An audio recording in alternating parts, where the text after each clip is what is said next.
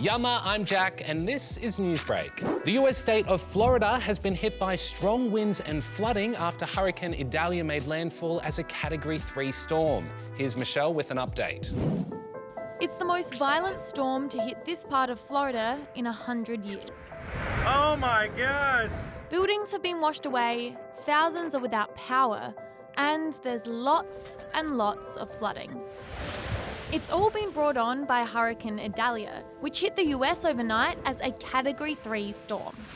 Authorities still don't know how much damage has been done, but there are signs that Florida might not have been hit as badly as expected. So far, all signs have been positive. There is, of course, a lot of debris to clean up, but we will get working with that with the local communities to make sure that the roads are cleared and people can go back to their lives. Authorities are warning that the threat isn't over, as the storm keeps making its way up to Georgia, South Carolina, and North Carolina. And experts say the US could see more of these natural disasters in the months to come. And the reality is we are just now approaching peak hurricane season. In addition to responding to the current storms, we have to remain focused on making sure that we are also preparing people across the nation for these types of extreme weather events. Taylor Swift has broken another major record. She's just become the first female artist on Spotify to reach 100 million monthly followers. It's been a pretty big year for Swift. More than 4 million Aussies tried to buy a ticket to her upcoming tour in February. And overall, her Eras tour is on track to earn more than any other tour ever, an estimated $1.5 billion in ticket sales. The AFL has announced its all-Australian team for 2023. We've got that and more in sport. This is the AFL's all-Australian team for 2023, which is essentially just the best 22 players from this season.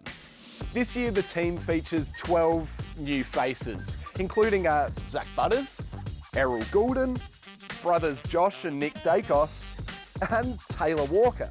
Speaking of Tex, at 33, he's actually the oldest first-time selection in more than 30 years. Mitch Marsh has gotten off to the perfect start as Australia's new 2020 captain. The second of the day. He smashed a whopping 92 not out, while debutant Tanvir Sangha took 4 wickets, as the Aussies cruised to a 111-run victory in the first of the 3-match series against South Africa. Finally, golf is usually a nice, relaxing way to spend an afternoon. But this is speed golf.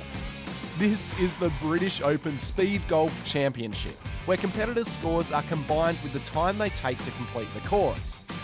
Englishman Luke Willett took out the men's competition, shooting a 67 in just 25 minutes and 39 seconds, while Lauren Cupp won the women's, shooting a 68 in 40 minutes. These next stories have me saying, "Please, sir, I want some more," because they're all about food. Glorious food. Our first course is a lovely smashed tomato, courtesy of the annual Tomatina festival held in eastern Spain. Starting as a spontaneous food fight amongst villagers in 1945, this tradition sees about 20,000 attendees spend an hour hurling tons of overripe tomatoes at each other. Yum! Our second course is a sashimi lunch with Japanese Prime Minister Fumio Kishida. Oh, and I should probably mention that the food being served was caught near Fukushima, where Japan has been releasing treated radioactive water from a nearby nuclear power plant. If that's put you off your dinner, you're not alone. Some locals in nearby countries that import the seafood say they're concerned about contamination, but Japan's Prime Minister says there's nothing to worry about. And finishing off this degustation is a lovely selection of cheese that comes with a side of fortune-telling. My name is Jennifer Billock. I am a cheese fortune teller. It's called Tyromancy, and it's an ancient practice of divining with cheese. And that says to me, you are, at this point, going to be where you need to be to keep heading forward.